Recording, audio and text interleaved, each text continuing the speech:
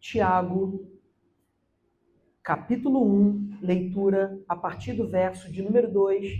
Hoje nós falaremos sobre maturidade cristã. Amém? O texto diz o seguinte: Meus irmãos, considerem motivo de grande alegria o fato de passarem por diversas provações, pois vocês sabem que a prova da sua fé produz perseverança.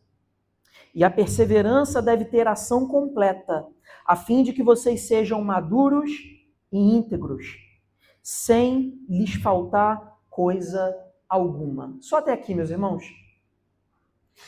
Senhor, nos ajuda, Pai, em mais esse momento do culto. Que o Senhor possa falar aos nossos corações, que o Senhor possa ministrar sobre as nossas almas, que sejamos transformados, Pai, pela Tua palavra. Que sejamos convencidos pelo Espírito Santo da Sua verdade, Pai. Que a nossa alma ferida possa ser sarada, que os nossos pecados possam ser deixados para trás e possamos caminhar na direção da maturidade cristã. Em nome de Jesus. Em nome de Jesus. Amém.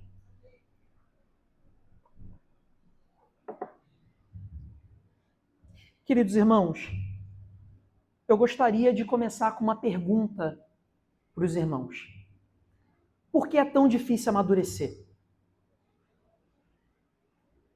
Por que é tão difícil amadurecer? Aprofundando a questão, por que é tão difícil amadurecer como cristão? Por que é tão difícil amadurecer como cristão? Se eu fosse responder isso de maneira objetiva, eu diria que amadurecer como cristão é difícil porque Deus está interessado que todas as áreas da nossa vida sejam transformadas. Deus, ele deseja que a gente seja um bom marido, uma boa esposa, um bom filho, um bom profissional, um bom amigo. Deus, ele deseja mudar a totalidade da nossa vida. Ele deseja que sejamos melhores irmãos dentro da nossa comunidade de fé. Mas se eu fosse especificar mais o porquê que amadurecer é difícil, eu daria algumas características aqui. Amadurecer é difícil porque mudar é difícil, né? Mudar de vida é difícil. Quantos aqui na igreja caminham há algum tempo na comunidade de fé? Na nossa comunidade de fé ou na igreja de Cristo? Quanto tempo já?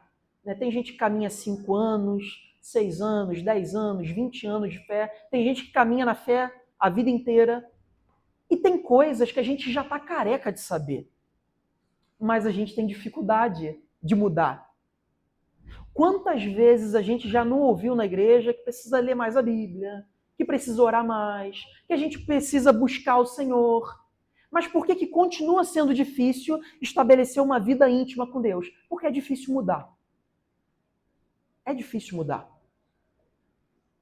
Quando eu estava escrevendo esse sermão, eu estava lembrando de algumas DRs que às vezes a gente tem em casa. Né? Aí de vez em quando eu penso assim, caramba, cara, já é a 5ª, 6ª, 7ª vez que eu estou conversando com a Raquel sobre a mesma coisa. Né? E eu acredito que muitos irmãos devem passar por isso também em alguns dos seus relacionamentos, seja lá qual for. Por quê? Porque é difícil mudar. Tem problemas que insistem em fazer parte da nossa caminhada, seja ela relacional, seja ela qual for. Né? Em segundo lugar, amadurecer é difícil porque ser confrontado com a verdade é difícil. Né? Às vezes, quando a gente é confrontado com a verdade, a gente fica triste, a gente não gosta, a gente faz cara feia, a gente fica emburrado, a gente encara isso como uma afronta. Ou então, às vezes a gente tem dificuldade de aceitar a verdade porque a gente não consegue perceber que a gente é limitado. Nem sempre a gente vai ter razão, nem sempre a gente vai ter a melhor opinião, nem sempre a gente vai ter as melhores percepções de vida, nem sempre a gente vai ser tão sábio assim. Então, ser confrontado pela verdade é muito difícil. Ter que olhar para a nossa própria miserabilidade é muito complicado. E eu poderia dar aqui várias outras características do porquê que amadurecer é difícil, né? Amadurecer envolve ter expectativas reais da vida e não irreais. Amadurecer significa assumir responsabilidades. Responsabilidade em casa, na sua família, com seu cônjuge, com seu filho. Responsabilidade na igreja. Responsabilidade no trabalho. Não dá para levar a vida de qualquer jeito. Deus exige mais de nós, uma responsabilidade maior. E é por isso também, meus irmãos, que quando a Bíblia trata sobre maturidade, ela usa o exemplo da forja, né? O ouro, por si só, ele já é muito precioso. Mas quando ele não é forjado no calor, ele tem algumas impurezas. Então ele precisa ser forjado no calor para que as suas impurezas elas sejam tiradas, para que o ouro seja perfeito, sem nenhuma impureza. E fique só o brilho dessa pedra preciosa. Maturidade na vida cristã é a mesma coisa. Às vezes nós somos expostos ao fogo para tirar as impurezas, para sermos purificados. Mas passar pelo fogo não é fácil. Não é fácil. É complicado. E nem todos estão dispostos a passar pelo fogo. Nem todos estão dispostos a purificar a sua vida e amadurecer diante de Deus. Porque amadurecer é difícil. É difícil. E quando nós olhamos para o texto que nós acabamos de ler, é sobre maturidade que Tiago está falando. Tiago está propondo alguns aspectos que são de fundamental importância para que a igreja amadureça. Para que a igreja amadureça. Mas é interessante nós percebemos algumas características da carta de Tiago. Em primeiro lugar, Tiago, diferentemente de outros apóstolos nas suas cartas, ele é muito simples, né? Ele é muito prático. Ele não tem muitos rodeios para poder dizer o que a igreja deve fazer ou não. Ele não trata de teologias muito abstratas. Ele fala o que você tem que fazer. E ponto. Tiago é prático. Uma segunda característica da carta de Tiago é que Tiago ele orienta a igreja de uma maneira geral, diferentemente de outras cartas, que são endereçadas para igrejas específicas, com demandas específicas, problemas específicos. Tiago não, Tiago está conversando com toda igreja, com problemas que são comuns a toda igreja. Por isso nós caracterizamos a carta de Tiago como uma epístola geral. Uma epístola geral. Era uma epístola circular, ou seja, passava por todas as igrejas no período primitivo. Ia passando de igreja em igreja para a igreja ser instruída. Tiago não está escrevendo para uma igreja específica. E isso mostra que esse ensino vale para todos nós. Para todos nós. E Tiago aqui, meus irmãos, ele fala sobre maturidade. Sobre aspectos fundamentais para que a igreja amadureça. E a primeira coisa que fica muito claro aqui no verso 2 é que as igrejas que Tiago está escrevendo passavam por provações. Provações. E o que eram essas provações? Perseguição do Império Romano, perseguição de um grupo radical judaizante, a tentação de abandonar a fé diante dessas perseguições, a tentação de acabar misturando ali um pouco das culturas nativas de cada igreja ao evangelho, idolatrias e tantas outras coisas. Isso a gente chama de sincretismo, né? Quando a gente mistura algumas coisas na nossa fé. Então tinham muitas provações que a igreja precisava enfrentar. E o que torna algo uma provação na nossa vida? O que torna uma circunstância, um problema, uma realidade, uma provação na minha e na sua vida? Quando essa circunstância começa a colocar a sua fé à prova. Por isso ela é uma provação. Então qualquer circunstância que hoje você viva na sua vida, qualquer problema, qualquer dificuldade, qualquer questão, qualquer circunstância que de alguma maneira está testando a sua fé, então ela é uma provação. uma provação. É isso que Tiago ele está ensinando para a igreja. E normalmente quando a gente pensa em provação, quais são as primeiras coisas que a gente pensa? Problema, né? Tribulação, doença, morte, perdas, problema financeiro, desestrutura familiar, relacionamentos quebrados. A gente pensa só em desgraça, né? Quando a gente pensa em provações. Mas eu queria trazer um outro lado da provação, que eu, como pastor, tenho observado no século XXI, na contemporaneidade dos nossos dias, que é muito pior do que tudo isso que a gente está dizendo aqui do ponto de vista da fé, que se chama distração. Eu me arrisco a dizer que poucas vezes na história da humanidade, eu não posso dizer com toda certeza, porque eu não sou Matusalém, né? Eu não conheço a história da humanidade por completo. Mas eu me arrisco a dizer que hoje nós vivemos na sociedade mais distraída que nós já experienciamos ao longo de todo o tempo. É uma sociedade distraída.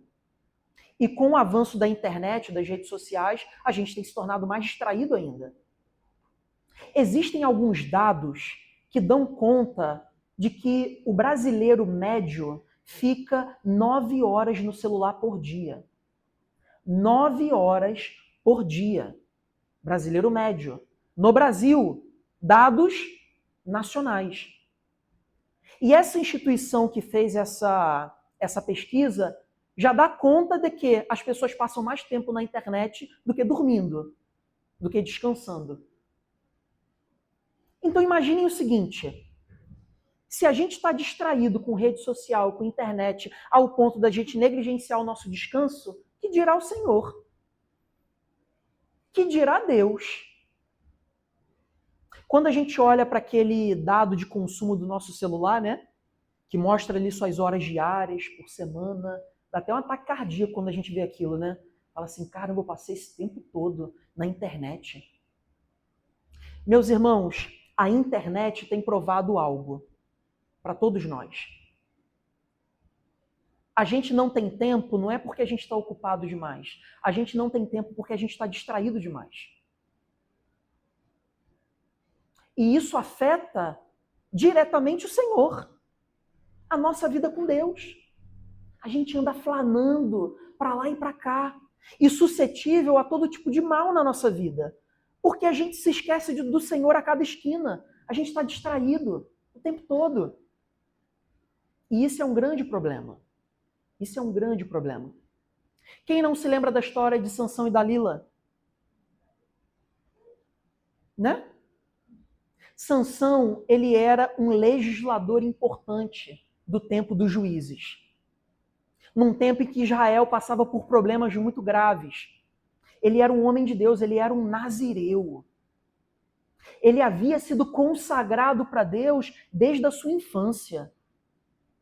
Mas ele passou por um momento de descuido, de distração, depois que ele conheceu uma mulher muito bonita, muito sedutora, que o distraiu de ter uma devoção como ele sempre teve, que o distraiu de ter o cuidado no Senhor que ele sempre teve, como um nazireu, e ele acabou tendo seu cabelo cortado por ela, tendo em vista que ele estava tão distraído que ele não percebeu que Dalila era uma espiã de um povo que era inimigo de Israel, os filisteus. Então, meus irmãos, quanto mais distraídos nós caminharmos, mais suscetível à queda da nossa própria vida e destruição da nossa própria vida nós estaremos. Porque sem Deus não dá para andar. Distraído de Deus, a sentença é certa. É certa. A gente vai cair. A gente vai abandonar a fé. Quanto mais desconectados de Deus nós estivermos. E sabe o que é interessante? A distração não tem a ver só com a internet. A distração também tem a ver com coisas que são dádivas de Deus. Já pararam para pensar nisso? Quem não se lembra da parábola do grande banquete que Jesus conta? Jesus conta que um homem muito rico, muito importante, dá um grande banquete. E ele chama algumas pessoas para poder participar desse banquete. Aí a primeira dá uma desculpa. Fala assim, eu não posso ir, porque eu acabei de comprar um imóvel. Eu tenho que estar perto da minha propriedade, eu não posso estar aí. O segundo diz, eu comprei uma junta de bois, eu não posso estar nesse banquete. O terceiro diz, eu acabei de me casar, como que eu vou estar nesse banquete? A grande verdade, meus irmãos, é que até mesmo coisas boas nos desconectam de Deus. Sabe aquilo que você orou com muito afinco pelo Senhor, para que o Senhor te abençoe, para que o Senhor te dê? Ele te abençoa e depois, em troca, você o larga.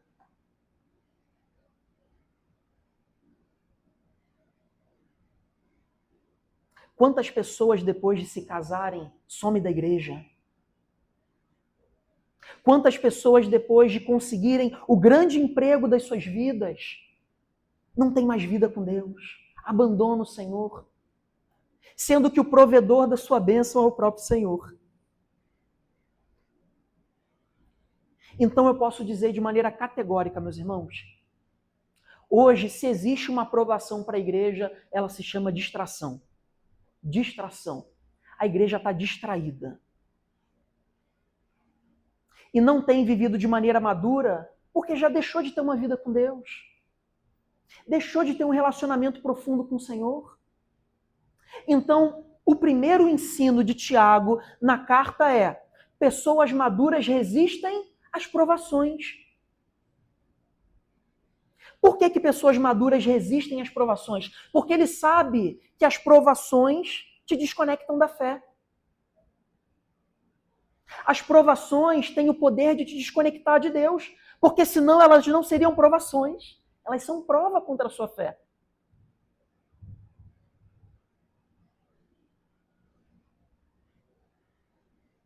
Buscar o Senhor quando está tudo ruim é fácil. Porque às vezes é a única coisa que sobra para você, é Deus. Já não te faltou mais nada. Agora é Deus. Mas e quando está tudo sobrando? E quando você está confortável? Quando você tem uma vida ótima? Você continua tendo uma vida profunda com Deus? Dependente de Deus? Não colocando a sua expectativa, a sua força e sua confiança nas bênçãos que Deus te deu, mas no próprio Deus que te abençoou? Essa é a primeira coisa que Tiago nos ensina.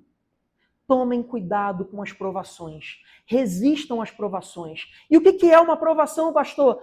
Provação é tudo aquilo que te impede de viver profundamente com Deus. Olhe para a sua vida. Você tem orado? Você tem lido a Bíblia? Você tem buscado a face de Deus? Você se esquece de Deus com facilidade? Você tem vindo à igreja e tem cultuado ao Senhor com qualidade? Não. Então tem alguma coisa na sua vida que tem te atrapalhado isso. É uma provação. E não sou eu que tenho que te falar isso. É você que tem que identificar isso. Amém, meus irmãos? Amém. Mas Tiago, ele traz um contraponto. Ele fala o seguinte, olha, vocês devem tomar cuidado com as provações, mas, por outro lado, vocês devem se alegrar nas provações. Porque a provação gera perseverança. Você deve se alegrar com as provações. Pastor, que papo de doido é esse? Se alegrar na provação? Se alegrar na tribulação? Quando eu estou atribulado, quando eu estou passando por algum tipo de dificuldade, quando eu estou passando por uma provação, a última coisa que eu me sinto é animado. É perseverante. Eu estou angustiado no meu coração. Eu estou triste, eu estou preocupado. Minha cabeça não para, porque eu só penso em como eu vou sair disso. Como assim se alegrar? Como assim se alegrar? Por que as provações geram perseverança? Eu vou dar um exemplo para os irmãos, para ficar um pouco mais concreto o que Tiago está querendo ensinar. Quem já começou uma jornada de emagrecer?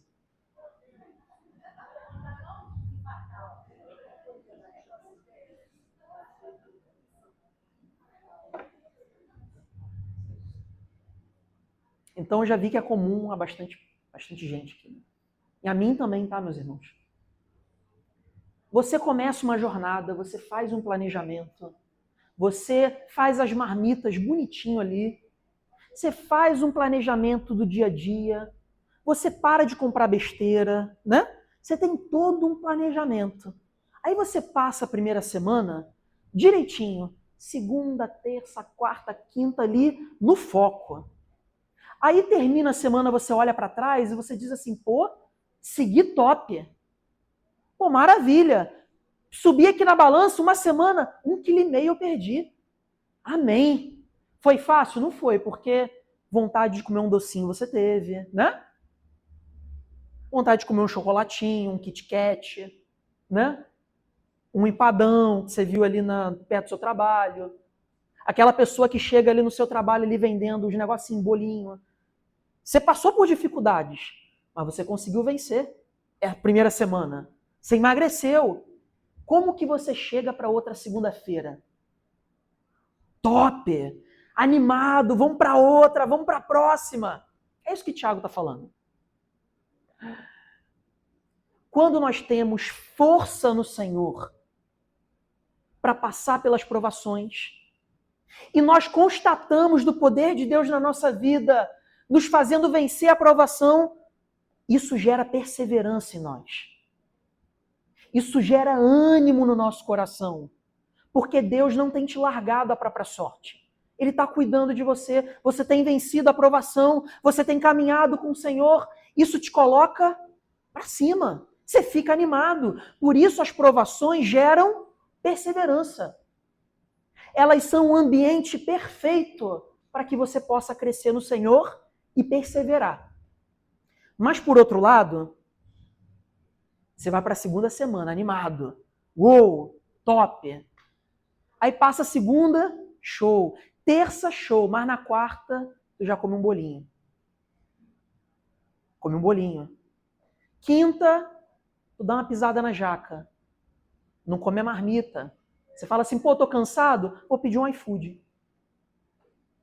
Aí chega no domingo, você pesa e você ganhou 1,5 kg que você tinha perdido na primeira semana. O que você levou 1,5 semana para conquistar, você perdeu em 3 dias. Você ganhou em 3 dias. O que se instaura sobre você? Desânimo. Desânimo. Você fica triste. A última coisa que você quer é fazer o quê? Perseverar. Você não quer perseverar. Só quer se afundar em mágoa. Deixa eu comprar um chocolate aqui, deixa eu ver uma série e deixa eu chorar minhas mágoas. Não é isso que acontece? Essa ideia que Tiago está querendo estabelecer. Mas aí é importante a gente fazer um paralelo, abrir um parêntese importante aqui. No reino de Deus, a perseverança diante das provações não acontece apenas quando a gente não erra. Perseverar no Senhor nas provações não tem a ver com perfeccionismo. Tem a ver com a não desistência de Deus. Caí na provação, falhei, passei do tom, pequei, fugi um pouco ali do cronograma, mas eu não vou desistir de Deus.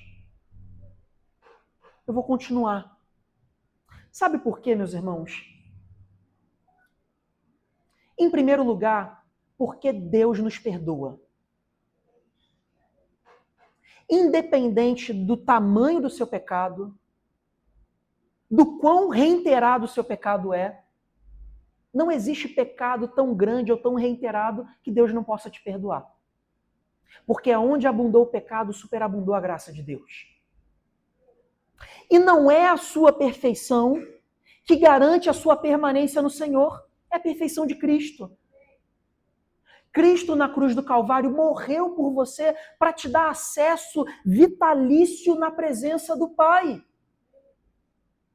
Então, no reino de Deus, ainda que a gente falhe, ainda que a gente peque, ainda que a gente saia do percurso, Deus ele nos chama para continuar. Então, o nosso ânimo, a nossa perseverança nas provações não depende do nosso perfeccionismo, depende da nossa fé. Eu não vou desistir. Eu não vou largar a mão de Deus. Eu vou continuar. Eu vou cruzar a linha de chegada no Senhor, ainda que eu chegue quebrado, ferido, mas eu vou cruzar a linha. Porque Cristo me comprou a custo do seu próprio sangue, de maneira vitalícia, de modo que ninguém pode nos separar do amor de Deus. Então, ainda que você peque, ainda que você fale, Deus ele te chama a não desistir. Porque a sua garantia de viver com Deus não depende do seu perfeccionismo, depende de Cristo. E Cristo foi perfeito. Cristo te garantiu todas as coisas. Amém? Quantos creem nisso? Quantos creem nisso? Um segundo aspecto que precisa ser considerado. Mas, pastor, então por que quando a gente chuta o balde na vida com Deus, por que a gente desanima? Por que a gente chuta o balde? Por que a gente larga Deus? Se Deus, ele nos perdoa, se a minha garantia em Deus depende somente de Cristo, da perfeição de Cristo, e não da minha perfeição, porque várias vezes nós abandonamos o Senhor na primeira queda, no primeiro problema, na primeira dificuldade, diante das provações. Por quê? Por quê? Meus irmãos, dois aspectos. Em primeiro lugar, nós não venceremos as provações sem ter vida com Deus. Não adianta nós querermos se abster do pecado, se abster dos problemas, se abster das dificuldades, fugir da aprovação, se isso começar a ser feito na força do nosso próprio braço. Nós precisamos de vida com o Senhor. Não adianta você somente mortificar a sua carne se você não tem vivificado o seu espírito em Deus. A derrota sempre vai ser certa. A derrota sempre será certa. E isso explica o porquê que quando alguém pisa na bola, abandona a fé. Porque no final das contas, nunca teve vida com Deus. Nunca buscou força do Senhor. Nunca teve intimidade com Jesus, porque se tivesse, teria a fé de permanecer, certo de que você é perdoado, certo de que você está com Deus, independente do seu pecado, independente das suas fragilidades. Está todo mundo aqui? Está todo mundo compreendendo? Às vezes nós chutamos o balde na nossa vida com Deus, quando nós falhamos em resistir à provação, porque lá atrás a gente já não tinha vida com Deus. Então não é que a gente chutou o balde depois que a gente não conseguiu sustentar uma provação. A gente já chutou o balde antes, porque o que nos sustenta é a presença de Deus.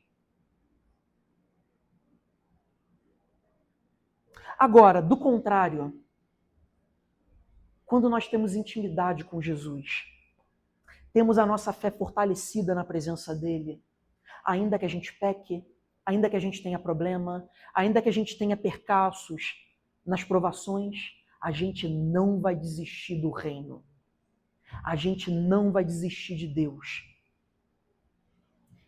E mesmo diante de uma caminhada imperfeita, as provações redundarão em perseverança, em ânimo, em alegria. Então, meu irmão, confie em Jesus. Confie em Jesus. Confie em Jesus. Como diz Paulo, nem a morte, nem a vida, nem principado, nem potestades, nem altura, nem profundidade, nada pode separar a igreja do amor de Deus em Cristo Jesus. Nada, nada. Continue firme. Continue firme. Então, primeiro ponto. Pessoas maduras resistem à provação. Em segundo lugar, pessoas maduras não desistem. Pessoas maduras perseveram. Perseveram. Não desistem. Não desistem. E por fim,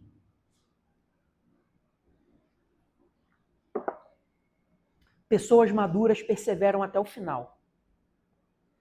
Pessoas maduras perseveram até o final. Olha o que Tiago diz. A perseverança deve ter ação completa. A perseverança deve ter ação completa, a fim de que vocês sejam maduros, íntegros.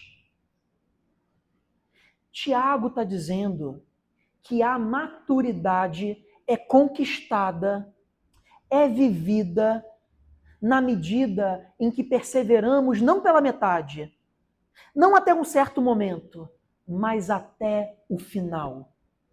Isso torna o cristão maduro. Isso torna o cristão maduro. E eu vou dar um exemplo aqui para os irmãos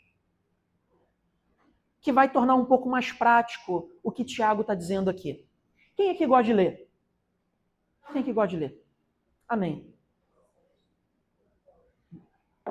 Como foi o primeiro livro que você leu? Você conseguiu ler de capa a capa o primeiro livro que você leu? Não, né? Você leu ali a introdução, o primeiro capítulo, só que você foi tomado ali pelas distrações, pelo tédio, pela sua ansiedade, aí você largou o livro. Isso te dá maturidade para ler um outro livro de capa a capa? Não. Você entra num ciclo de livros que você sempre deixa pela metade, né? Por quê? Porque o seu cérebro está condicionado a isso. Eu só vou até o capítulo 1. E quando eu tenho sorte, quando a leitura é mais gostosinha assim, eu leio até o 3º capítulo. Mas o final, eu não vou. Só que tem um dia que você fala assim, não, eu vou me disciplinar. Eu vou lutar contra o tédio, eu vou lutar contra a distração, eu vou lutar contra a ansiedade e eu vou ler o bendito desse livro até o final. De capa a capa. Aí, a duros trancos, passa 3 semanas e você lê. Li o livro, 3 semanas, fechei. Livrinho de 120 páginas, mas foi uma glória para você. Uma maravilha. O que isso gerou em você como leitor? Maturidade. Maturidade. No segundo livro que você pegou, você leu. Você leu ele todo. Ainda com a sequela de algumas dificuldades, mas a sua maturidade permitiu você perceber que eu sou capaz de ler um livro todo. Eu vou ler. Aí você é elevado a uma outra dificuldade, porque você pega um livro mais difícil, com uma linguagem mais difícil, com um tema que você não tem domínio, mas você pega e você lê. Passa por dificuldade, lê com um dicionário, se esforça, tá ali e termina outro livro. Mas aí a sua maturidade foi a um outro nível. Por quê? Porque você terminou um livro complicado. Um livro com uma linguagem difícil. Com um tema que você não tem domínio. Mas você terminou. E isso te deu maturidade. Aí agora você pegou um livro mais simples. E você não leu em 3 semanas, você leu em 1 semana. Você leu em 3 dias, 4 dias.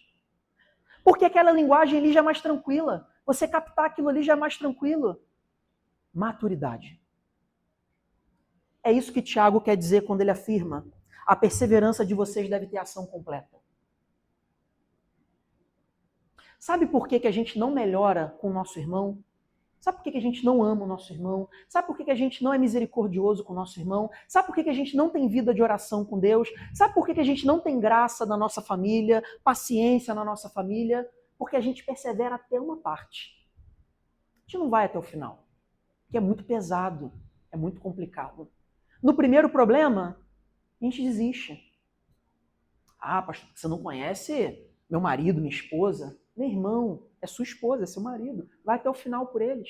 Não é assim que Cristo amou a igreja? Até o final?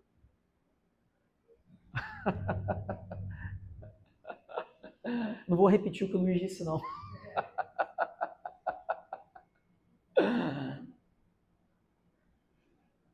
Meus irmãos, maturidade é desenvolvida quando perseveramos até o fim.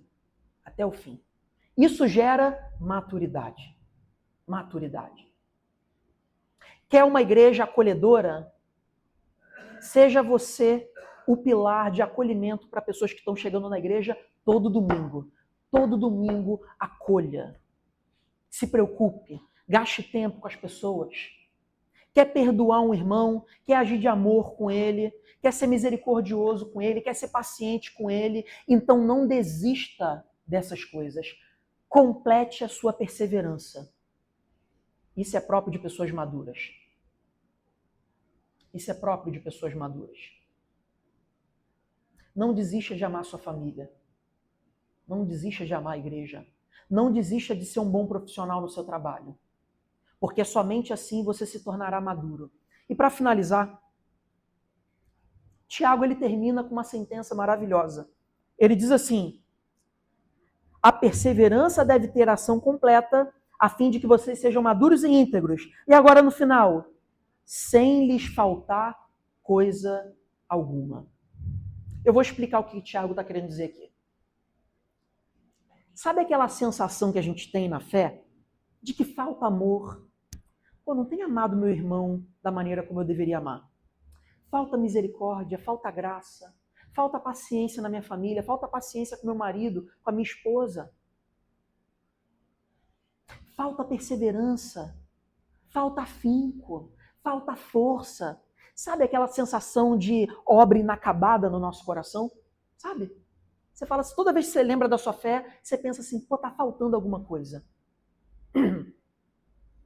Quando nós perseveramos até o fim e amadurecemos em aspectos da nossa vida, nós perdemos essa sensação de que algo está faltando. Porque a maturidade te faz viver aquilo que Deus exige e deseja de você. Esse é o verdadeiro significado de plenitude de vida. Plenitude de vida são para aqueles que são maduros. Para eles não falta nada, porque eles perseveram até o final e amadurecem. Eles não param no meio do caminho. Eles não param no meio do caminho. Eles não desistem no primeiro ou no segundo problema. Eles vão até o final. Até o final.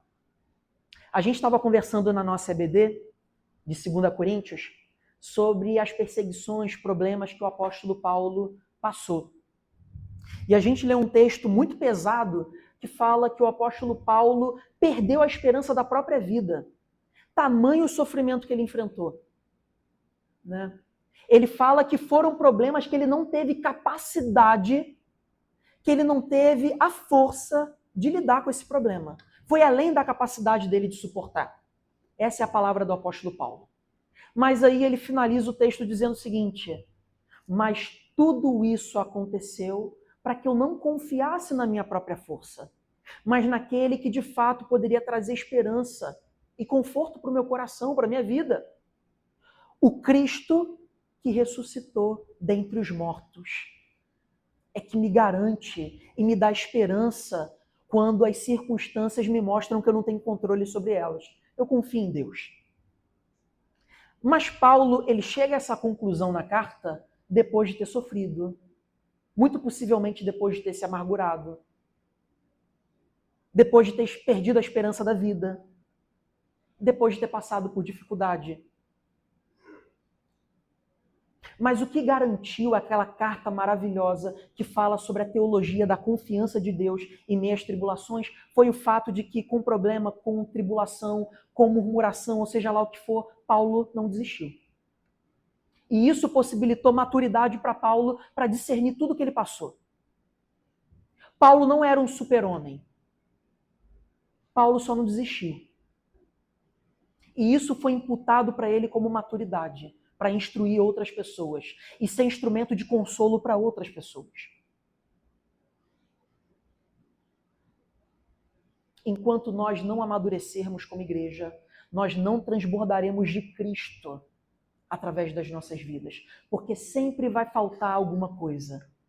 Sempre vai haver a sensação de que algo ficou no meio do caminho. Mas a maturidade nos traz plenitude de vida. Amém? E tudo isso só é possível porque existe um que perseverou até o final por causa da sua perfeição. Por causa da sua obra. Foi Jesus Cristo. E se hoje nós temos a possibilidade de perseverar mesmo diante do pecado, mesmo diante da fragilidade, mesmo diante do problema, e ainda assim amadurecer no Senhor, isso se dá por causa de Jesus. Porque Jesus nos garante permanecer na presença de Deus, ainda que a gente peque, porque Ele nos perdoou. Porque Ele abriu um bom e perfeito caminho para a igreja acessar o Pai. Então confie em Jesus. Confie no Evangelho. Porque ele é o poder de Deus não só para a nossa salvação, mas também para a nossa maturação. Amém, meus irmãos? Vamos orar?